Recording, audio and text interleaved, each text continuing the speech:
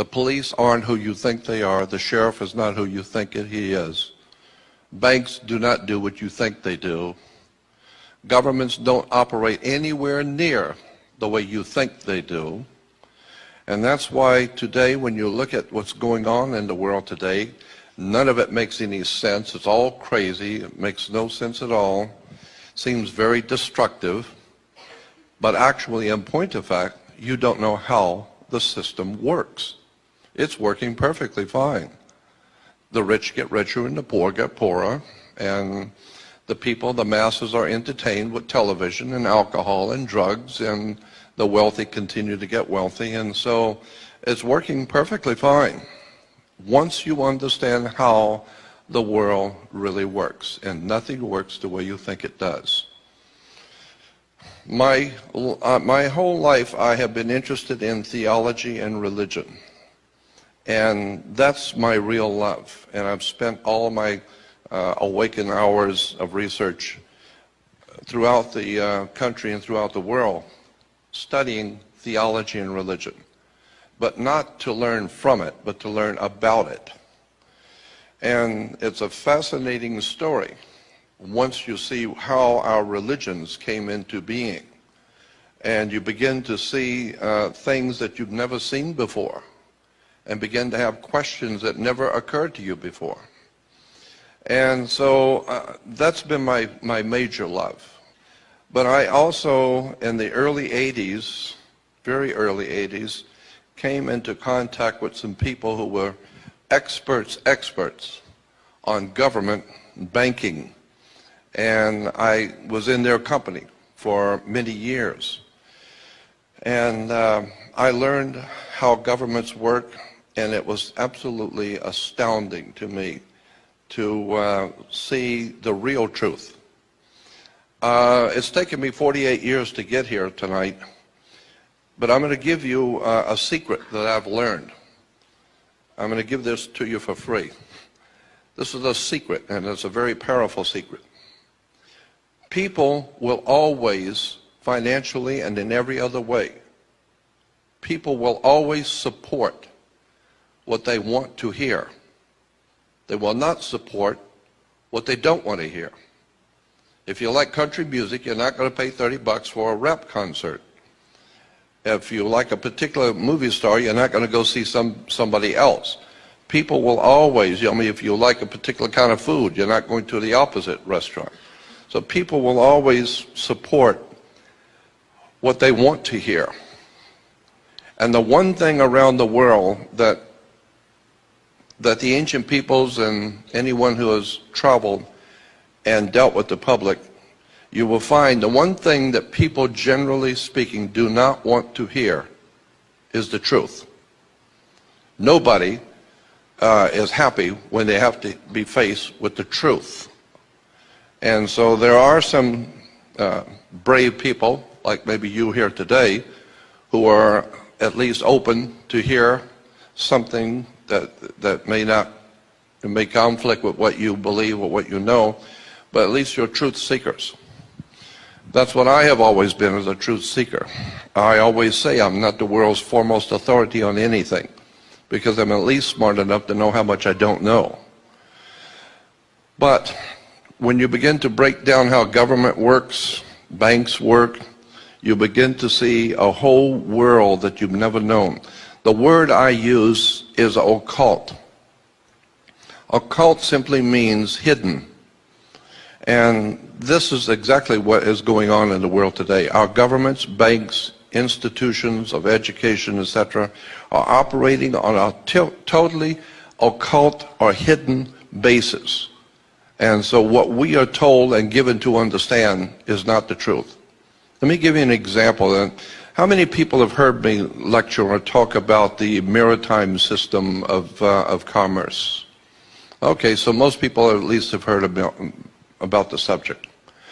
For those of you who haven't, I'll just give you some examples. When you go into court, why do you have to go to court? You play tennis on a court. You play basketball on a court. The whole idea in a court is to put the ball back in the other guy's court. So you have a team of lawyers, and they throw the ball back in the other guy's court, and that team throws the ball back in the other guy's court, and the judge is a referee. And he doesn't care who wins or loses. He's going to get paid anyway. So he wears a black robe. Black robes, most people never question, why do Catholic priests wear black robes? Kids that graduate from high school wear black robes. Judges wear black robes. Rabbis wear black robes because black robes represent the planet Saturn. They are a symbol for the planet Saturn.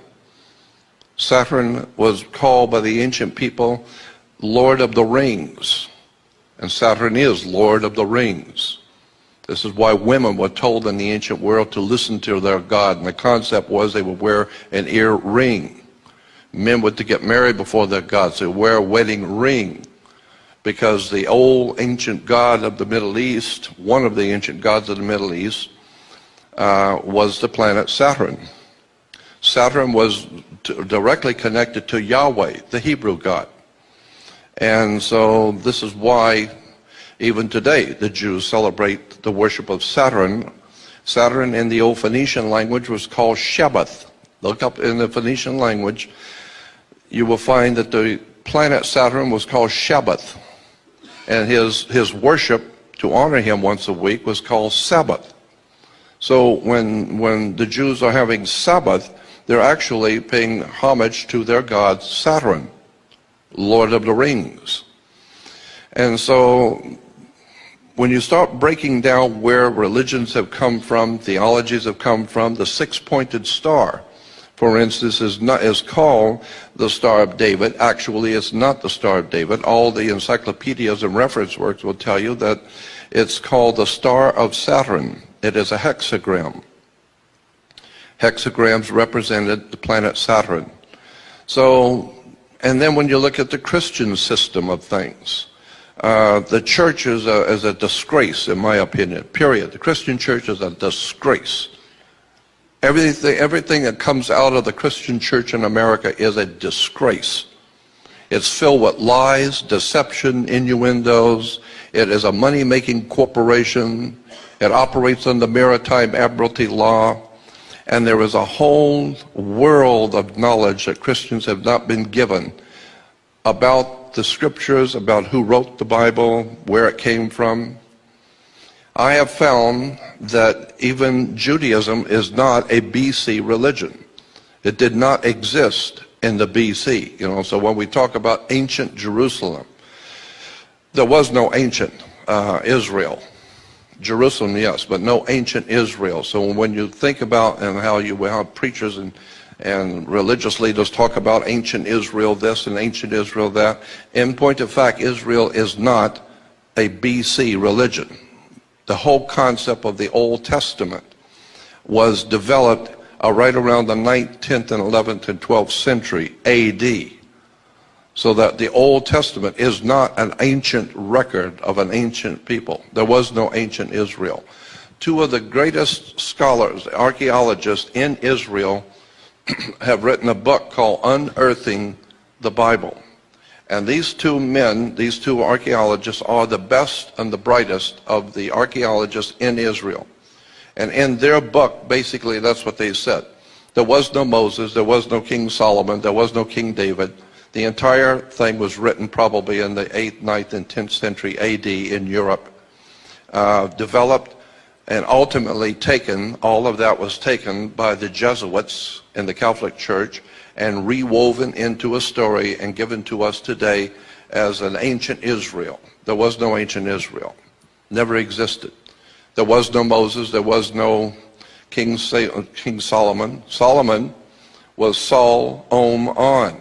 Sol is Latin for the sun. Om is the Hindu word for the creative force. And On is the name of the sun in Egypt. The Greeks call it Heliopolis, but the Egyptians call the city of the sun On. Go look in a dictionary, look up the word On. It will tell you it's the city of the sun in Egypt. This is why you flip a light switch on, because it was a city of light. So you take Sol, Om, On, the three names of the sun in the ancient esoteric languages, it becomes Sol, Om, On, or Solomon. Even in the ancient Bibles, the old Bibles from the 12th, 13th, and 14th century, in the Bible, it didn't say King David. It kept talking about King Druid.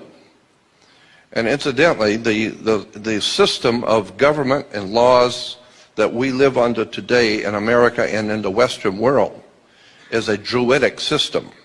America is a Druidic country. Canada is Druidic. Like I said, Western civilization is a Druidic establishment. The Druids were a very powerful priesthood in Europe, even before the Roman Empire existed. And they were the attorneys, the lawyers, the religious leaders, the politicians. It was called the Druidic system. And one of the most important symbols in the Druidic system was a magic wand, like Merlin the magician with his magic wand. And orchestra leaders and conductors use a magic wand. That's a Druid symbol. And the Druid symbol of the magic wand was made out of the wood of a holly tree. It's made out of Hollywood. And the entire establishment in Hollywood is a Druidic system. So if you don't understand Druidic symbols, you'll never know what's going on in Hollywood and where they're being financed, who's financing them, and how this stuff really works in relation to government. There's an enormous amount of material out on the web showing pictures from motion pictures from 5, 6, 7 years before 2000, before 9/11, in which 9/11 is in motion pictures. And the original film of Matrix, in the original Matrix movie, the star is giving some kind of an affidavit to sign, which is his identification or something. And the camera zooms in on it for just a moment when he's signing it. But if you stop the film, stop it and back it up and zoom in, you will see the document is about something that is going to happen. It says September 11, 2001. And this was way before September 11, before 9/11. Chris Carter, classic example when I'm talking about Hollywood. Chris Carter, the creator of X-Files. When X-Files ended, Chris Carter, the producer, started a whole new television series called The Lone Gunman. And the very first movie was a lead-off movie for the new television series. And in that movie, that came out right around February or March of 2001. February or March of 2001, Chris Carter's new television show called Lone Gunman was started on Fox television. And in the very first episode, it's talking about how factions within the U.S. government were going to fly 757s into the World Trade Center and knock them down purposely. And in the movie, you're seeing the planes going into the World Trade Center. That was back in, 8 months before it even happened. Chris Carter is telling you something in the movie. And in the movie, they ask, well, why are these people in the government doing it? And one of the guys in government said, because we need to control the Middle East, we need to control the oil flow, we need to have a dominant place in the Middle East so that we can promote wars, which is good for business. And but that's in a movie, and it shows the planes going into the World Trade Center. General Electric, about 3 or 4 years before 9/11, General Electric came out with a refrigerator in Italy. And on the face of the refrigerator, painted, were 2 jets flying into the World Trade Center. Shows the World Trade Center and 2 big planes flying into them. And I have many, many pictures from Hollywood showing 9/11 jets flying into the World Trade Center. So all I'm saying is that Hollywood knows what's going on.